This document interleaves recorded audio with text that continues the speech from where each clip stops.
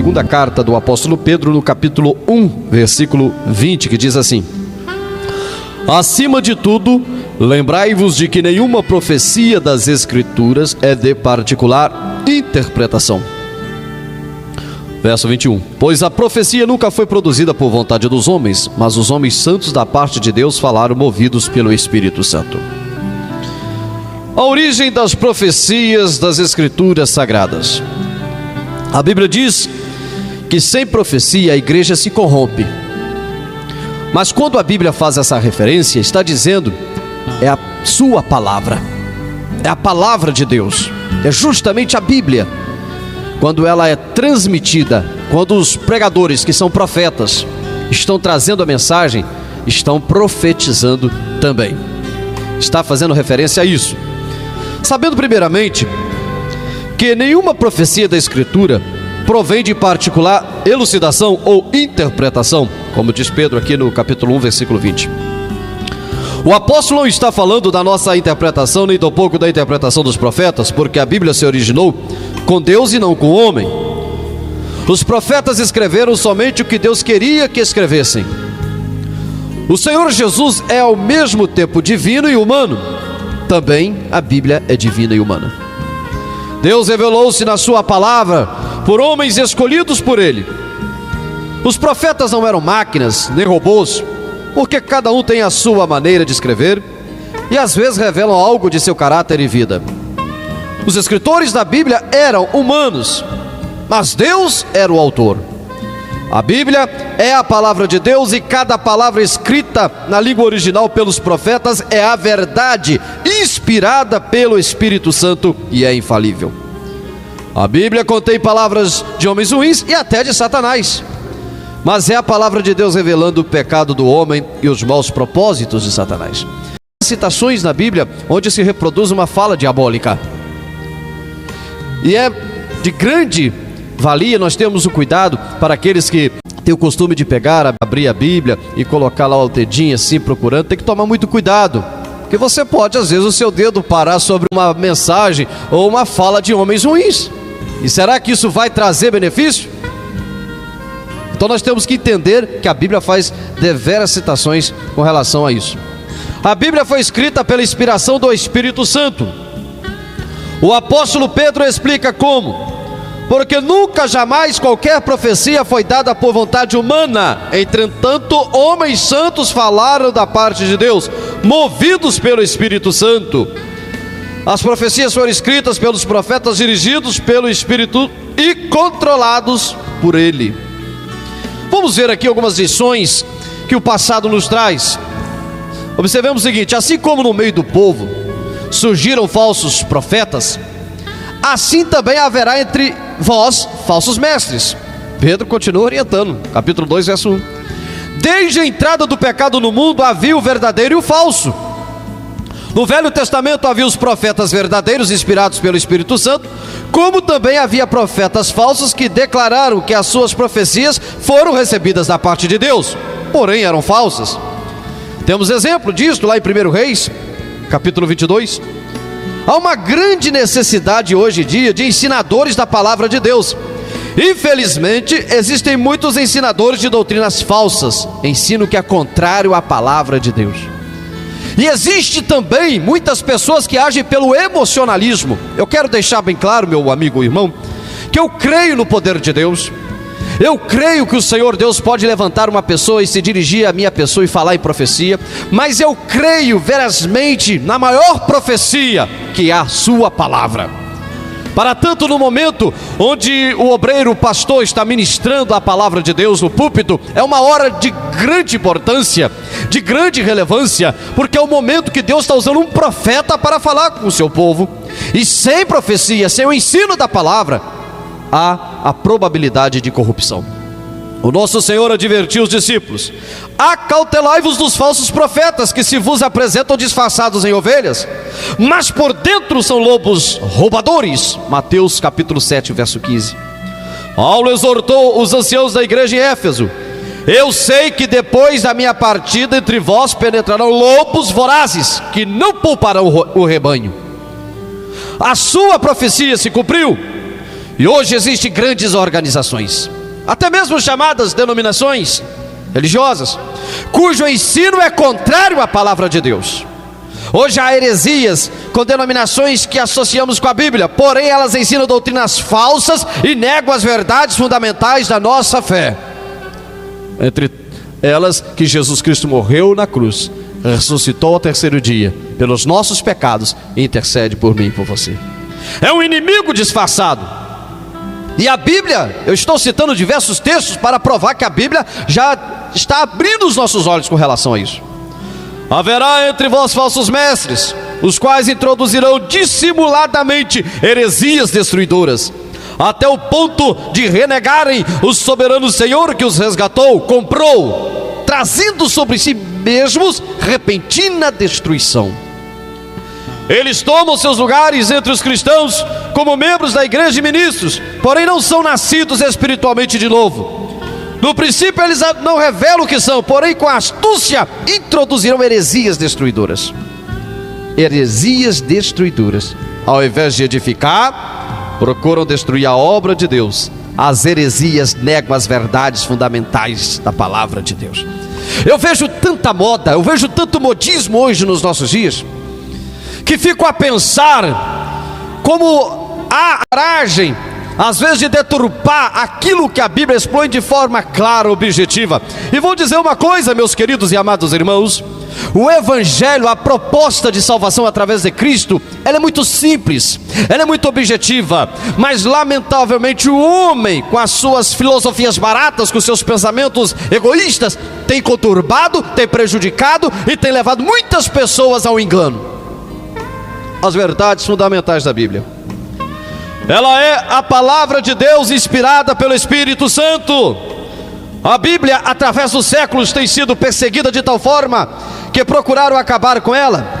Bíblias foram queimadas e de toda maneira pessoas procuraram levantar dúvidas quanto à veracidade da palavra de Deus.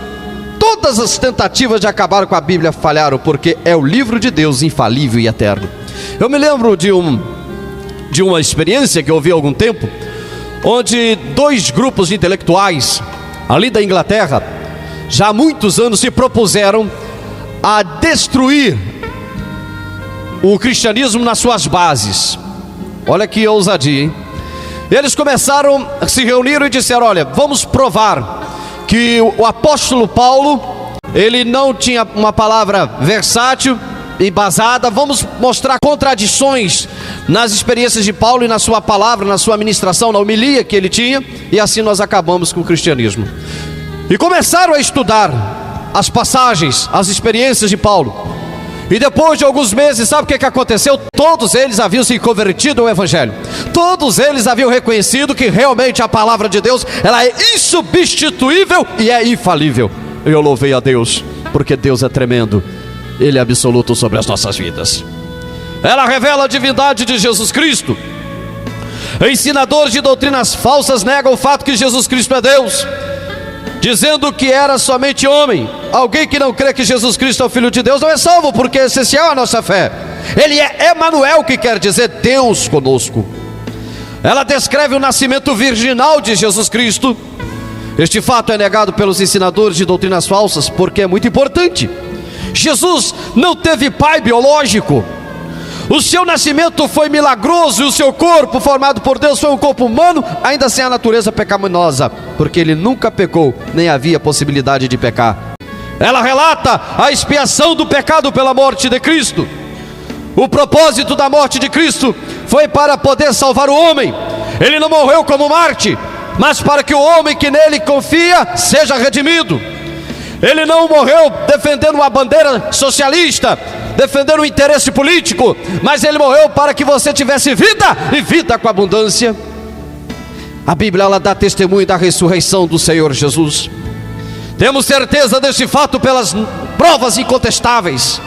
Os ensinadores falsos procuram enganar o povo quanto à morte e ressurreição de Cristo, e quanto à existência do céu e do inferno. Os falsos ensinadores renegam o soberano Senhor que os resgatou, os quais introduzirão dissimuladamente heresias destruidoras, até o ponto de renegarem o soberano Senhor que os resgatou, trazendo repentina destruição. Meu querido, minha querida que me ouve, o preço que o Senhor Jesus pagou na cruz foi suficiente para a salvação de todo o povo. Mas nem todos aceitam a sua salvação. Nem todos. O preço foi pago. Seus pecados foram lançados no mar do esquecimento, e você não tem o direito de ficar buscando esses pecados que nem o Senhor mais lembra. Foi apagado. Deus não leva em conta o período da nossa ignorância. A palavra ignorância significa falta de conhecimento. E hoje, diante de tantas heresias, onde busca o passado, porque a Bíblia diz: dos seus pecados eu não me lembro mais.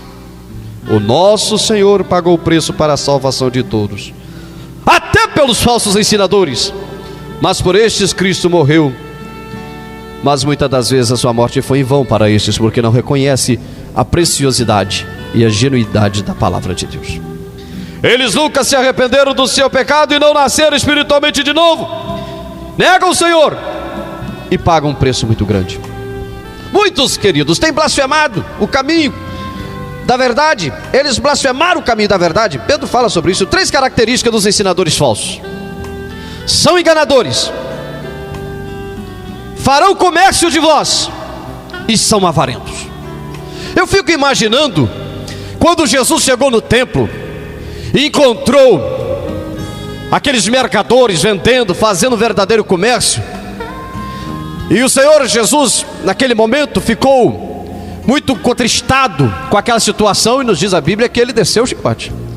Se Jesus viesse hoje, uma conjectura aqui que eu quero fazer uma colocação com vocês, e entrasse em muitos estabelecimentos eclesiásticos, quanta coisa vendendo, quanto comércio, o que Jesus faria, hein? Será que o Senhor aprova essas atitudes? São enganadores, fazem comércio, exploram a sinceridade do povo e até mesmo a fé. São avarentos e às vezes usam palavras fictícias. Eu quero deixar esse alerta hoje aqui, meu querido, minha querida. Sou professor de seminário e sempre procurei alertar os meus alunos para não serem enganados. Nós somos limpos pela palavra. Paulo escrevendo, ele diz: ninguém vos domine ao seu bel prazer, com palavras de aparência de humildade, dizendo que não toques, não podes, é isso ou aquilo. Você não é um objeto para ser dominado por interesse de terceiro, mas seja limpo pela palavra. Lâmpada para os meus pés é a tua palavra e luz para o meu caminho. Cuidado com essas pessoas, os ensinos falsos. Como eu disse, a verdade e a falsidade. A Bíblia, fechando, diz assim: e conhecereis a verdade, e a verdade vos libertará. E a verdade é Cristo. Que Deus abençoe a todos nós.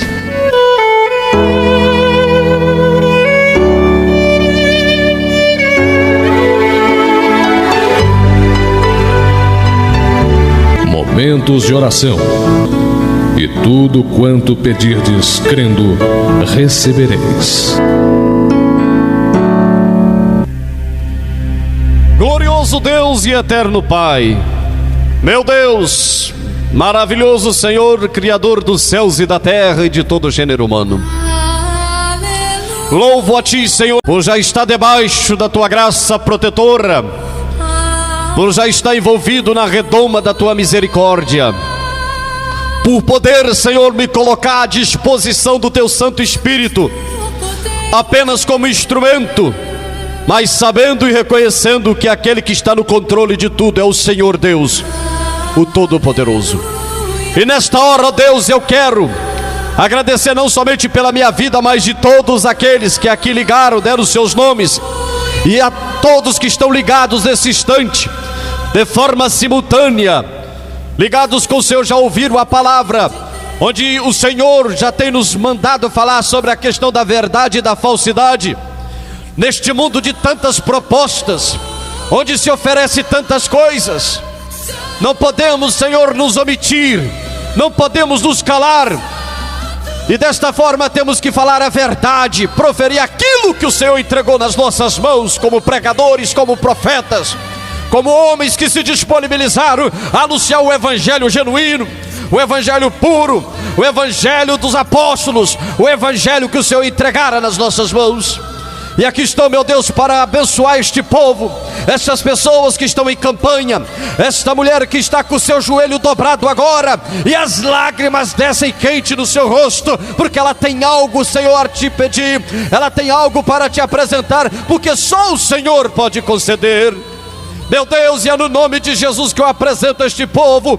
Meu Pai, toma essas vidas pela tua mão, pela destra da tua justiça, e manifesta a tua misericórdia, resgatando, transformando, libertando, prosperando, dando força, para que essas vidas possam contemplar a sua vitória nesta manhã. Deus, eu entrego a todos indistintamente, ó Deus, esta mãe, este pai, este filho, esta filha, este esposo, esta esposa, este trabalhador que precisa que se abra uma porta de emprego, e hoje eu creio que já está se abrindo essa porta agora, no nome de Jesus. Meu Pai, a todos que se encontram encarcerados nos leitos dos hospitais, esta é a mensagem de fé, de vida, que o Senhor Deus tem uma proposta de melhoria, o Senhor Deus tem um projeto de transformação, e que dias melhores virão. Portanto, Deus, eu profetizo vitória agora. Você que está me ouvindo, segura aí a tua mão bem forte, aperta aí e toma posse da bênção, porque assim é a vontade de Deus.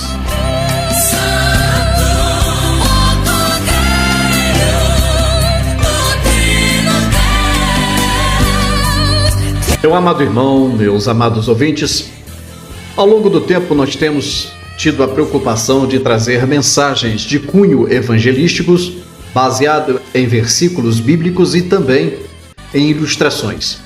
Se você, ao ouvir essa mensagem, sentir tocado, gostou, achou que ela é proveitosa para evangelizar ou para poder ajudar um amigo, um irmão em Cristo, faça o seguinte: compartilhe, dê um joinha, faça sua inscrição e envie para o seu irmão. O nosso objetivo principal é evangelizar, ganhar almas para o reino e promover um despertamento espiritual a todos os ouvintes. Que Deus abençoe. Meu muito obrigado.